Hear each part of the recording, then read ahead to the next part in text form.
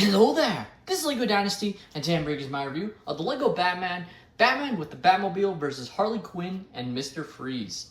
It is set number 76274, comes with 435 pieces, and is rated ages 8 and up. Now this set retails in the United States for $59.99 and in Canada for $79.99.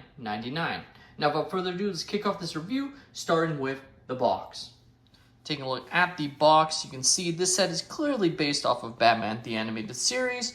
As you can see by the bottom logo of the animated Batman there, which looks pretty nice. You have Gotham City in the background, which again, looks pretty cool. And also the classic Batman logo. Flipping the set around, you can see some more nice imagery of Batman apprehending Mr. Freeze, while Harley Quinn is clearly up to no good there. It also shows some of the main play functionalities of the set on the bottom there, which looks pretty cool. Taking a look at the manual here, as you can see, it is a rendered image on the front of the manual, which I will always say I just don't like the look of. I just find it doesn't look as high quality as it used to when it was the box art printed on. Also notable in this manual is there is absolutely no advertising of any other LEGO Batman sets in the back. Obviously there's not a lot for them to show off, but still, there's been a couple recent releases of LEGO Batman sets that they probably could have thrown in there, but they chose not to. Take a look at the extra pieces included in the set, and as you can see, you have a nice assortment of these sort of tile studs here, both in red and sort of a whitish blue. Red one is for, obviously, Batman's stud shooters on his vehicle, while the whiter ones are meant to be like ice chunks that are from Mr. Freeze's weapon, so that's pretty fun. Also have some other Technic pieces here, so overall a nice assortment of extra pieces. Take a look at our first minifigure. We have Batman, and what's really notable obviously is his plastic cape here. This is a brand new cape design that they're going with, and personally I'm not really a fan. I really don't like it. I don't know why we have to get rid of all the cloth pieces now. Like I genuinely don't. I don't know. Like don't get me wrong. Like it's a cool piece overall, and it doesn't hinder Batman sitting down, which is important. But even then, it just feels too bulky, and I don't know. I just don't like it. Like I liked when they did Mr. Freeze's, or not Mr. Freeze, Doctor Strange's cape as plastic. I thought that piece was really cool and good for that character based on its design in both comics and in the MCU. But now they seem to be going to plastic capes for everything, and I don't like that. I don't think that's a good thing. And this one's just it's not super tough. Like it definitely moves a bit, but it's still you don't have full opposability there anymore. And yeah, I just personally preferred the cloth capes, and I hope LEGO reverses their decision here and gives us more cloth capes in the future. But based on all this appearing in Marvel and DC sets, I think it's just a matter of time before cloth or plastic capes are the norm, even in LEGO Star Wars sets. But on LEGO Batman, I don't know, I just don't like it. Taking away from the cape though, I love the torso and leg design. Both are prints here. As you can see, it looks very cool overall and very, very awesome looking. Of course, you have Bruce Wayne's head underneath, and does have a double-sided face print, which is definitely pretty nice there. Taking off the cape so we can get a better look at the back print in here. As you can see, his back muscles there, which again looks pretty good. And you can get another look at the cape design here. Like the way this, it wouldn't surprise me if this piece ends up breaking over long periods of use too. Like it doesn't feel the strongest, and that wasn't an issue with Doctor Strange's because it sort of wrapped around. It wasn't like enclosed like this, but I feel like this piece is going to break, especially as kids play with it over time. But I guess we'll see. Obviously, very early use of this new design, so won't have that happen presumably for a couple of years, but it wouldn't surprise me if that ends up becoming an issue. Our next minifigure is Mr. Freeze, and overall, I really like this design of Mr. Freeze. Definitely pretty fun overall. Has some great torso print. Obviously, a little bit plain on the arms and legs, but it is somewhat accurate to the animated series, so can't be too upset though Would have been nice if they just added some more detail there. He, of course, is carrying a stud shooter weapon that, like I said, has the whitish blue stud to shoot at Batman there. So we'll try and fire. And it did hit him, but didn't affect Batman at all, which I guess is actually what would happen in real life, because Batman is a beast.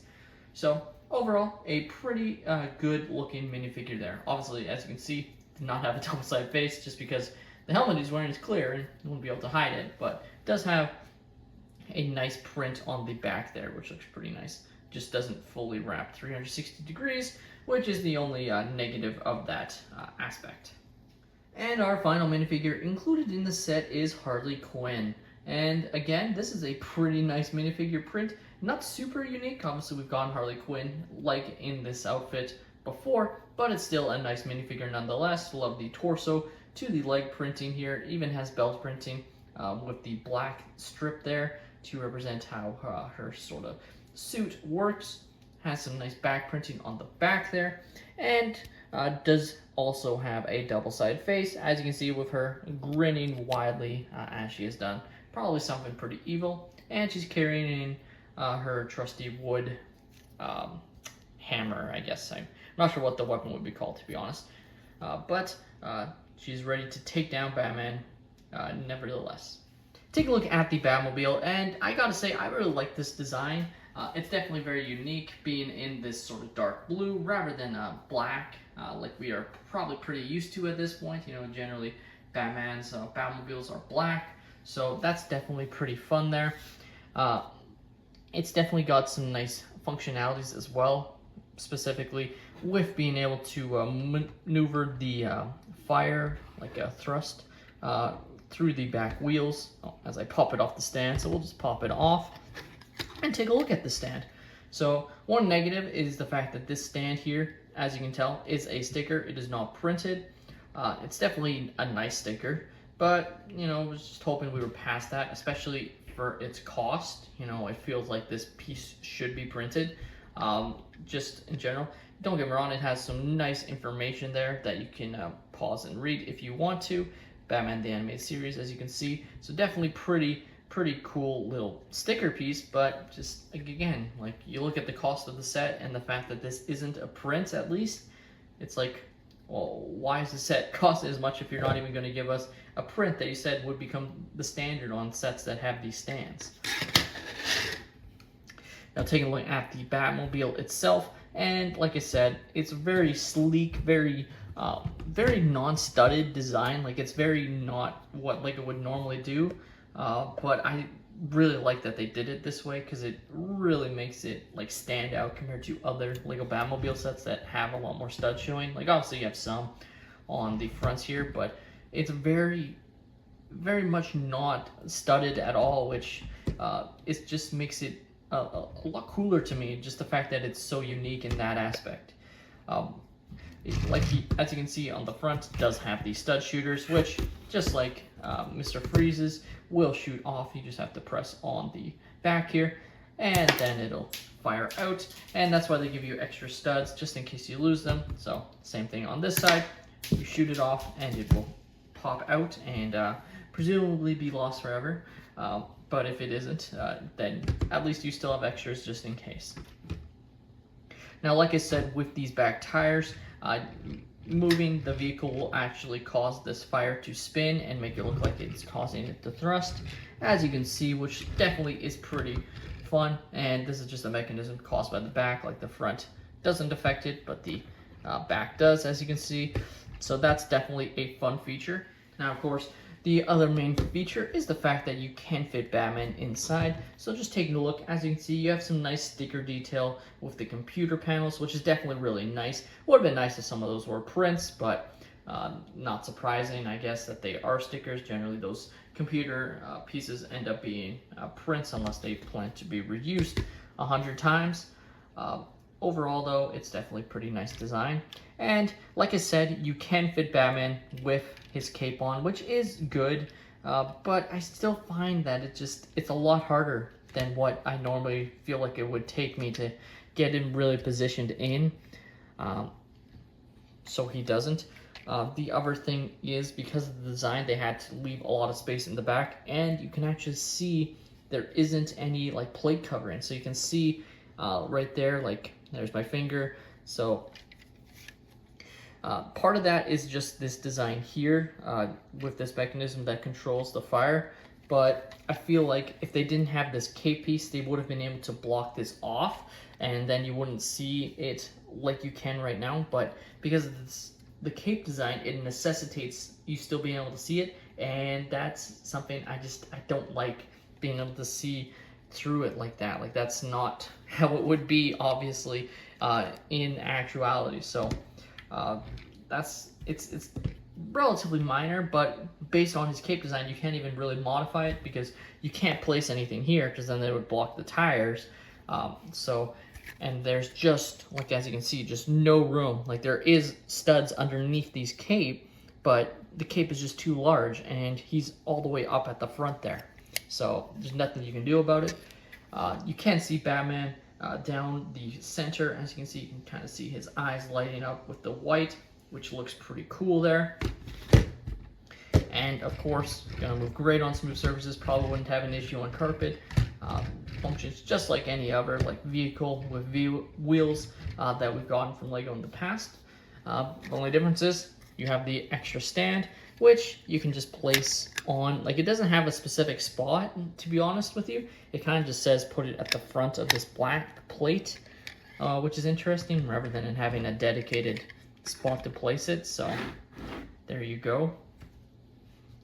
The Lego Batman with the Batmobile versus Harley Quinn and Mr. Freeze is a pretty fun Lego Batman set, and it's probably one of the better ones we've gotten from Lego Batman in the last few years. It's really the only negative I can really personally think of, besides the cape issue, preventing the set from looking closed off inside, you know, having that gap, is probably its price. And, you know, the fact that we don't get like any special prints, like really there's no special prints, it's all stickers, like sticker on here, sticker for those computer panels. It's just, where's the money? Like, where's the money going? Like, this set is at least $10-15 overpriced, like at least, if not maybe even 20, maybe 25. Like, yeah, it's 435 pieces, but there's not a lot of big parts in here. I guess there's a lot of plates, obviously, but even then, that's why I'm leaning more to $10 to $15 overpriced rather than 20. Like, it's definitely uses a little bit more large pieces than another small set, like say a Speed Champion set. But I can't believe this is 60 US or 80 Canadian dollars. It doesn't make sense to me. It's ridiculous is what it is. It's definitely a set to wait to go on sale. Like, there's no ifs, ands, or do's about it. While it's a fun set, if it had maybe an extra minifigure, maybe that would have helped the value of the set. But on its own, with just 3 minifigures and, you know, the lack of prints in the set, I can't justify picking the set up at full price.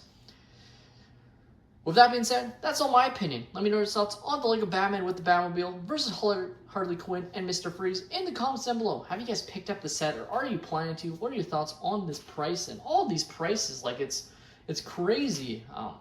I feel like I'm always bringing up the price, but genuinely, like, it feels like Lego has really overset their boundaries with these summer releases, and this set might become the poster child of it, because I can't believe how much they're asking for based on what they're giving us in the set.